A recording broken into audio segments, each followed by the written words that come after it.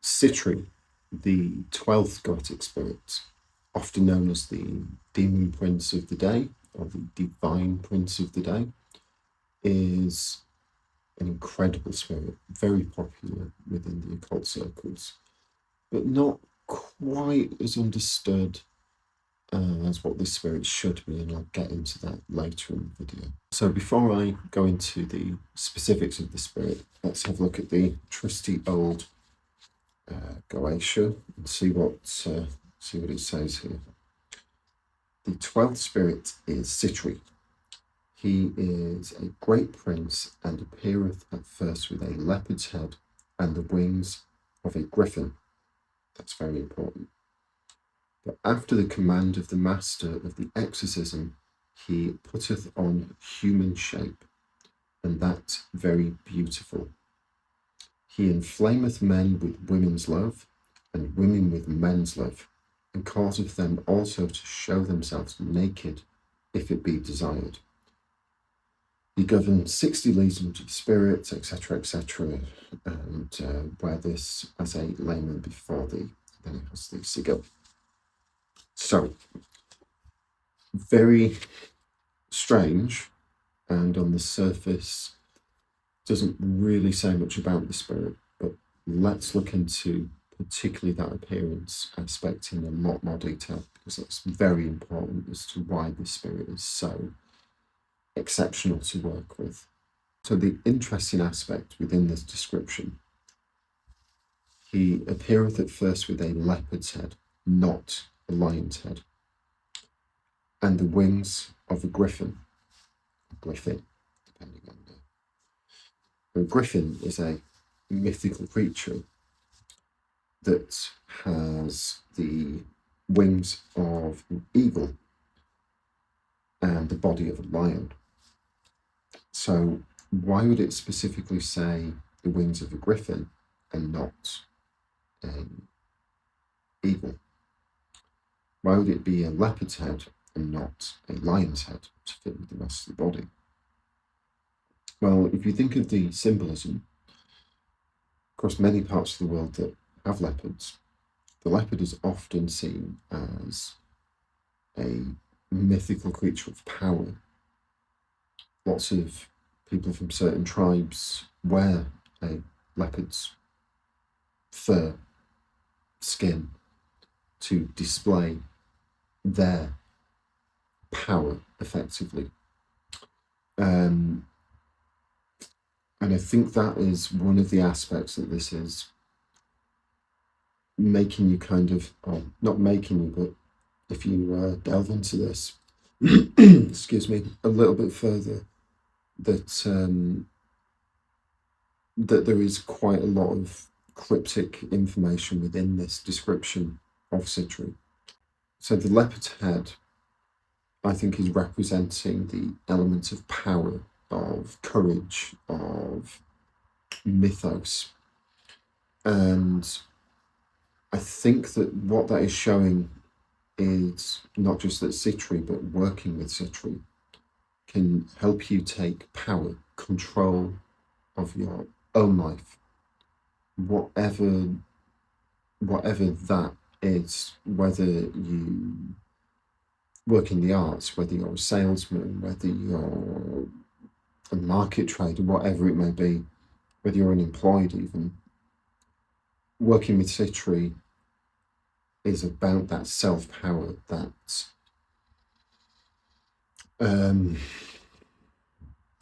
that sort of primal energy within that we all can have, but a lot of people don't have. And that self-responsibility, that's one of the aspects. And I think that is the significance.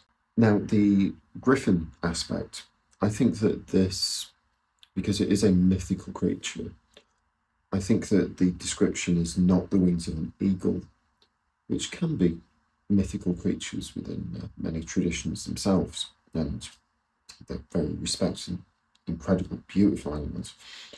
But the griffin is something a little bit more in terms of mythical. And griffins are traditionally known for guardianship, so that would be guarding of treasure, of possessions. And they also represent wealth, courage, prestige, and power. And I think that this sums up Sitri perfectly in terms of what this spirit can bring, what it's like to work with this spirit, and what this spirit is like in and of themselves as well. So I mentioned right at the beginning that this is a daytime spirit. Let's just have a quick look. And I'll refer to my notes because my memory is not that good to remember all this off the top of my head. But let's look at the correspondence. So Sitri is a daytime spirit. The dates traditionally are the 12th to the 21st of July. The alternative dates are a slight variation, which is the 13th to the 22nd of July. Direction is west. The tarot correspondence is the Four of Cups. Planetary alignment is Jupiter. Metal association would be tin. Element is earth. Colour would be blue. I would personally recommend either a light blue or sort of a royal blue. Plants would be hyacinth. Incense is cedar. And the zodiac correspondence is Cancer. The N for this spirit is Lirak, Alora, Vefa, Sitri. So when I say daytime spirit, that doesn't mean that you cannot work with this spirit at night. Lucifer is a daytime spirit, but in certain aspects, I would prefer to work with Lucifer at night. Same as, say, Lilith, for example, is traditionally a nighttime. I would always recommend Lilith around, if you can, around 1:30 in the morning. That's just when she seems to be the strongest. But you can work with her during the day as well. It is variable. But in general terms, if you're wanting to work with this spirit, daylight is the best, particularly if you can, if you're lucky enough to capture nice weather, the sun out, clear skies. That's the perfect environment to work with Sitri. Now, there is a big connection between Sitri and Lilith as well. He's regarded particularly by Michael Ford, who's fantastic. If you don't know who Michael Ford is, look him up, he's great. But quite often regarded as a Babylon Lilith spirit. Now, the main reason why people want to work with Sitri at first is matters of love, lust, and desire. And that is an aspect where this spirit excels. Particularly if you have a relationship with Lilith already. You can even combine the two, depending on what your goal is. But matters of love and lust are right at the top of what the spirit is specialized in. Another aspect, just sort of an extension of the love, lust, and desire, is sex magic, incubi, and succubi as well. Now, you can work with Sitri in a way that you would potentially bind. I think bind is the right word. You can bind that energy into the sigil and then use that sigil at a later time if you wanted to invoke, to bring that energy out. So you could sleep with it under your pillow. That's probably the best way of doing it. But things like dream sex, incubi, succubi, sex magic in particular. So if you were performing a ritual and you wanted to boost that energy, whether by yourself, with your partner, if you're lucky or unlucky enough in a group situation, then Sitri would be one of the main spirits that you would use to really boost that sexual energy and put everything into the outcome of that ritual. Just a point on that as well. Sex magic doesn't have to be used for sex. You could do money spells using sex magic, or career spells, or healing even. The very basic aspect of it is to focus the intent whilst the sexual activity is happening, as I say, whether that's by yourself, with a partner, whoever. And at the point of release, I'm being very careful with my wording here because YouTube can be very funny about sexual matters. You keep that focus, and that puts the energy out into that ritual. It can be very, very powerful, but it doesn't have to be about sex. It can be about sex, and that's what most people do because they associate sex magic with sex, but it can be a much broader term where you can use it for any type of magic, basically. But just an extension from that, if you are a creative, if you have a project that is artistic and you want to inject a bit more fire into it, or you're feeling a bit creatively stuck and you know that passion is not quite there because you're struggling, Sitri can really help inflame that creative juice, so to speak, and really help projects move in the right direction and just sort of open that creative tap again. Very, very good for those kind of elements, particularly writer's block I've found as well. So what does Sitri appear like? That's an interesting topic.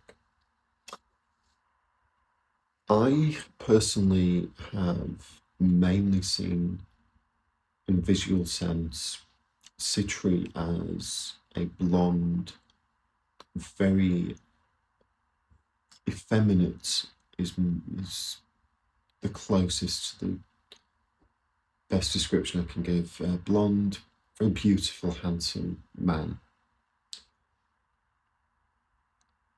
It's connected to Lucifer in a very slight way, but not quite the same. More on the feminine side. Now, interestingly, even though the traditional elemental correspondence is earth, I feel that Sitri is more fire-based. Fire. I know it's a topic that is debated, but I feel more of a connection with fire than earth. Experiment.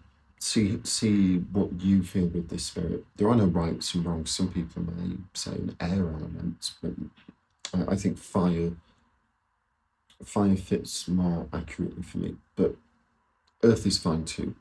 Now, a few people, S. Connolly in particular, see Sitri as female, very feminine, angelic feminine, and also fire element. I'm very similar to that, but I would say angelic male in physical appearance, but yeah, I feel that fire element as well. And one last thing, just sort of jumping backwards a little bit, I'm a straight male, so this is just from what I've spoken to other people about and just sort of read and overheard about this spirit. In the matters of love and lust, he is particularly good in homosexual relationships. So if you are part of that community, and we're looking for a partner, whether short term, long term, Sitri might be the more go-to spirit even than Lilith in those matters. Okay, well, thank you for watching this far. That covers Sitri in, I think, a pretty fair amount of detail, so you'll either hopefully feel inspired to look into this spirit in more detail, or perhaps even go and work with Sitri. Why not? If you feel compelled to, jump in. But thank you for watching, and the usual like, subscribe, comment, share your experiences.